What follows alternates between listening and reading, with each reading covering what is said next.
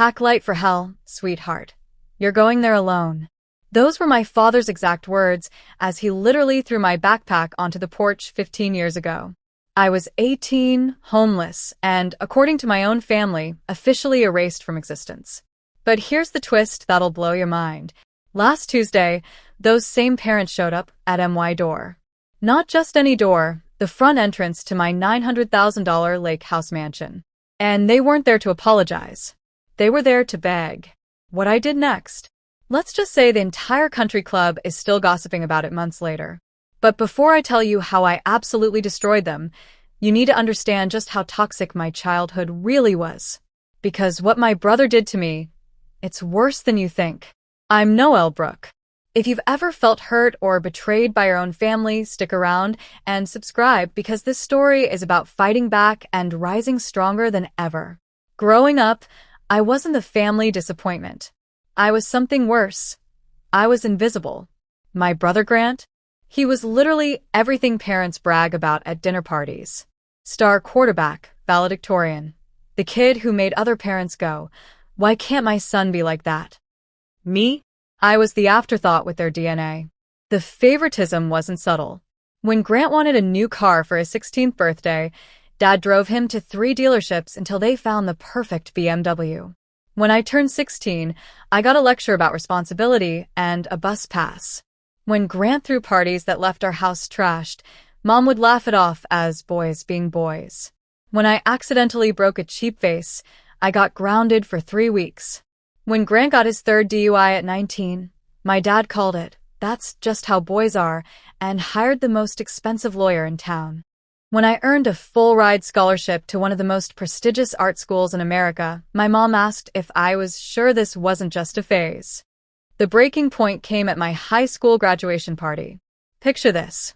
Everyone's celebrating Grant's acceptance to law school, his backup plan after football didn't work out. Meanwhile, I quietly mentioned that the Chicago Institute offered me their most exclusive program. My dad's beer can literally crumpled in his fist. Art school? Noelle, we raised you better than that. It's a full scholarship. To what? Learn how to be a professional failure. My mom's laugh could have cut glass. Honey, we won't support this fantasy. Time to grow up. But what happened next revealed their true colors in the most devastating way. That night, through paper-thin walls, I heard them plotting my future destruction. "She's just attention-seeking," Mom said. "Always has to be different. The scholarship won't last," Dad replied. "She'll come crawling back in 6 months, begging for community college money. And we'll say no. Maybe then she'll learn some humility." Grant's laugh was the cruelest cut of all. Maybe she'll finally realize she's not special. I pressed my face into my pillow to muffle the sobs. This was my own family, the people supposed to love me unconditionally, actively hoping for my failure. I packed my backpack that night. 3 t-shirts, 1 pair of jeans, my art supplies, and my grandmother's silver bracelet. Literally the only thing in that house that ever felt like love. The next morning, I stood in their perfect kitchen with my acceptance letter in one hand and my life in a bag. "I'm going to Chicago." Dad didn't even look up from his newspaper. "No, you're not. The scholarship covers everything. I don't need your money." That got his attention. His eyes went ice cold. "You need our roof, our food, our support. Walk out that door, and you'll never get any of it again." What happened next changed everything. But it gets so much worse before it gets better. Mom stepped forward with that deadly, quiet voice she saved for maximum damage. "You think you're brave? You're not. You're a scared little girl playing dress-up. The world will chew you up and spit you out, and when it does, don't come crying to us." "I won't have to," I said, shouldering my bag. "Because unlike you, I actually believe in myself." Dad exploded, chair flying backward, face red with rage. "Get out. Get out. You'll never be part of this family again. You hear me? Never." Grant stood behind him, arms crossed, smirking. "Good riddance. Maybe now we won't have to pretend to care about your weird art anymore." Those words hit harder than any physical blow. My own brother, the golden boy I'd spent 18 years trying to impress, was celebrating my exile. The door slammed so hard that Mrs. Henderson next door came running. She found me on the curb, 18 years old, crying over everything I owned in a backpack. "Honey, what happened?" she asked, wrapping her cardigan around my shaking shoulders. "They threw me out. I'm going to art school, and they threw me out." Mrs. Henderson's face hardened. "Those fools. They'll regret this someday." I didn't believe her then. But God, was she right? But here's what they didn't know. That moment of rejection was about to turn me into something they never saw coming. Chicago nearly killed me. Literally. I lived in a converted storage closet. No windows, no heat, just four walls and a hot plate that electrocuted me every time I used it. $400 a month. I worked the graveyard shift at a 24-hour diner, then went straight to art school, surviving on gas station coffee and pure spite. The other students came from money. Designer clothes, expensive art supplies, safety nets that stretched all the way back to their trust funds.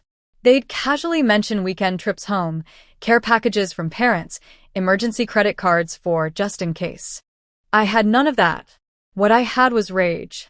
Pure, crystallized fury at being discarded like garbage by the people who were supposed to love me most.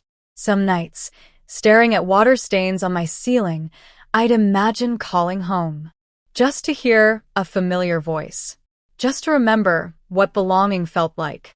But then I'd remember my dad's face when he screamed, "Never!" Grant's smirk as I walked away, and my resolve turned to steel. Winter was the hardest. Chicago winters don't care about your feelings or your financial situation. They just freeze you to the bone and test whether you're strong enough to survive. I worked doubles at the diner to afford a space heater. My hands were so raw from dish soap and cold that I could barely hold a paintbrush some days. But my professors noticed something different about my work. It wasn't technically perfect. I was still learning, but it was desperate. Hungry. Every painting felt like I was literally creating my way out of hell. "There's something visceral about your pieces," Professor Martinez told me junior year. "They bleed in ways that perfect technique can't achieve." That bleeding quality became my signature. Other students painted pretty landscapes or abstract expressions. I painted survival. Senior year, I painted a series called Invisible Children, portraits of kids whose families made them feel like ghosts. Each canvas showed a child fading away while parents looked through them, past them, anywhere but at them. The gallery showing sold out in 2 hours. That's when Harrison Black approached me. Silver-haired millionaire collector who bought art like groceries. "I want to commission something personal," he said. "Something that bleeds." The commission was for $50,000, more money than I'd ever imagined having. He wanted a painting about abandonment, about choosing yourself when no one else will. That one commission changed everything. Harrison introduced me to his wealthy friends, who introduced me to their wealthy friends. Within 2 years, I had a 6-month waiting list. My art spoke to people in ways that shocked me. Apparently, there were a lot of invisible children walking around in adult bodies, desperate to see their pain reflected back at them. By 25, downtown Chicago loft with floor-to-ceiling windows. By 30, galleries in New York, LA, and Miami showing my work. By 32, the Lake House. 3 bedrooms, floor-to-ceiling windows, a dock stretching into crystal-clear water. The kind of place that appears in magazines with headlines like "Artistic Sanctuary," where creativity meets luxury. The irony wasn't lost on me. The girl they'd thrown away for pursuing art had become more successful than any of them had ever imagined possible. I never posted it on social media, never bragged to old classmates.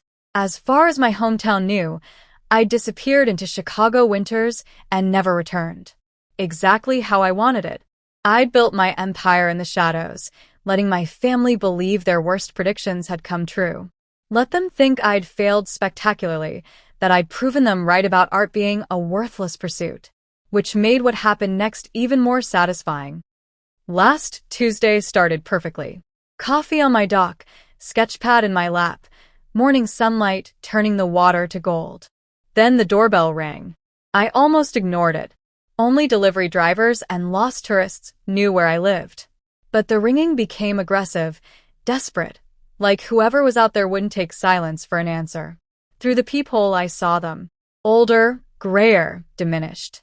The people who'd loomed so large in my nightmares now looked small and desperate on my doorstep. I opened the door, and my past exploded into my present. Dad stood there in his best navy suit, the one he wore to funerals.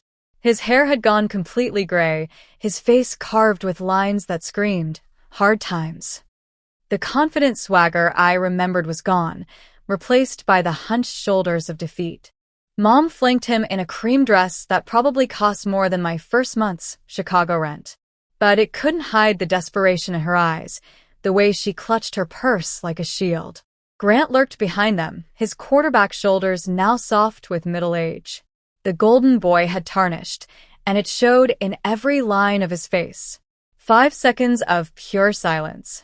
15 years of abandonment hanging in the air like smoke. Noelle. Mom's voice was smaller than I remembered. "You look good." "I look successful," I corrected. "There's a difference." "We need to talk," Dad said, trying to summon his old authority. "No."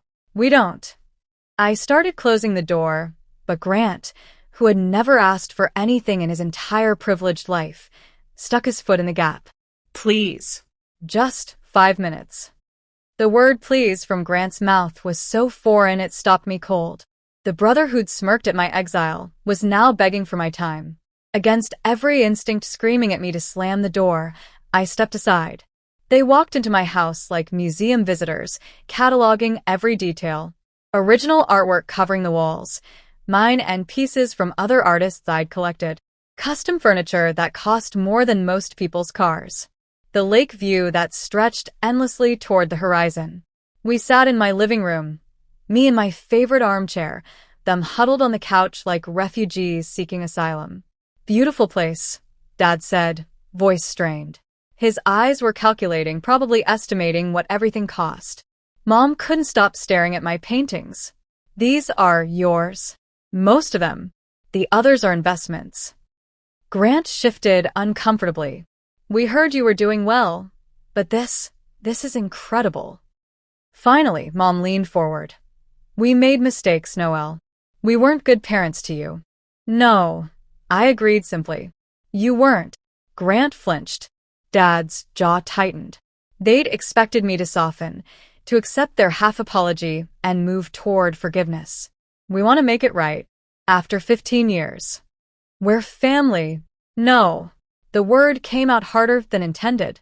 Family doesn't kick 18-year-olds onto the street for following dreams. Family doesn't erase someone from their lives and then show up when they need something. "We need your help," Dad said quietly. There it was. The truth, stripped of pretense. Grant's business failed, Mom continued. Restaurant, real estate investments, everything collapsed 6 months ago. We mortgaged the house to help him. Now the bank. She swallowed hard. Foreclosure next month. I looked at Grant, who couldn't meet my eyes. What happened to the golden boy who could do no wrong? Bad decisions. Bad partners. Bad luck, he mumbled. Bad consequences, I corrected. Something I learned at 18 that you're just figuring out at 35. Dad leaned forward, desperation breaking through his facade. We heard you were doing well. This place, your career, maybe you could help with a loan. Just until we get back on our feet. The audacity was breathtaking. After years of silence, they tracked me down to ask for money. How much? Hope flickered in their eyes like dying candles suddenly finding oxygen. 200,000 would cover the mortgage and give us a fresh start. I stood up, walked to the window overlooking my lake. Water perfectly still, like a mirror reflecting the sky. So peaceful, so far from their chaos. Do you remember what you said when I left? Noelle. Do you remember? Dad's voice barely a whisper. I said you'd never be part of this family again. What I did next was so brutal, so perfectly calculated, it left them speechless. That's right. Never. And I took you at your word. I turned to face them. I built this life without you. Every success, every achievement, every dollar in my account, I earned it knowing I had no family to fall back on. No safety net. No second chances. Mom's eyes filled with tears. We were wrong. So wrong. Yes, you were. But being wrong doesn't entitle you to my forgiveness. And it certainly doesn't entitle you to my money. Grant stood up, face flushing with anger and desperation. Come on, Noelle. We're blood. That has to count for something. Blood. I laughed, but there was no humor in it. When I was homeless in Chicago, living on ramen and hope, did blood matter? When I worked 16-hour days putting myself through school, did blood matter? When I built this empire from nothing, did any of you celebrate my success? We didn't know. You didn't want to know. There's a difference. I walked to my desk and pulled out a folder I'd prepared for this exact moment. Inside were newspaper clippings, magazine articles, gallery reviews, all chronicling my rise from nothing to everything. I've been featured in Art Monthly 6 times. I've had exhibitions in galleries you couldn't afford to visit. My work hangs in the homes of people whose net worth could buy your entire neighborhood. I scattered the articles on the coffee table. All of this was public, available to anyone who cared enough to look. But you never did, because you were convinced I'd failed. I walked to my desk and pulled out my checkbook. Their faces lit up with relief. I'm going to write you a check, I said, pen poised. Noelle, thank you, for exactly $0.00. I held up the check. Consider it a symbolic representation of everything you gave me when I needed it most. The hope died in their eyes like snuffed candles. Dad's face went red. You're being cruel. I'm being accurate. This is exactly what you gave me when I was 18 and scared and asking for support. Nothing. But I am going to give you something else. A piece of advice worth more than the money you're begging for. I handed Dad the worthless check. The world doesn't owe you anything because you made bad choices. Success isn't inherited, it's earned. And family isn't a trump card you play when you need something. Mom stood up, tears flowing freely. Please. We'll lose everything. Good, I said simply. Maybe losing everything will teach you what I learned at 18. The only person you can count on is yourself. Dad crumpled the check in his fist. You're heartless. We raised you better than this. No, you didn't raise me at all. I raised myself. And apparently, I did a better job than you did with Grant. Grant stepped toward me, face twisted with rage. You think you're so much better than us. I don't think it. I know it. I'm better because I had to be. Because you gave me no choice. We gave you everything. You gave me nothing. 15 years of suppressed fury exploded out. Do you have any idea what it's like to be invisible in your own family? To watch parents pour all their love into your sibling while treating you like an inconvenience? To be 18 and know with absolute certainty that your own parents don't believe in you. The room fell silent except for Mom's sobbing. I survived because I had to. I succeeded because failure meant proving you right. And I thrived because I learned to love myself when nobody else would. I walked to the front door and opened it. Thank you for coming. You've given me closure I didn't know I needed. Noelle, please. Mom reached for me, but I stepped back. Don't touch me. You lost that right 15 years ago. We're family, Grant shouted. No, I said calmly.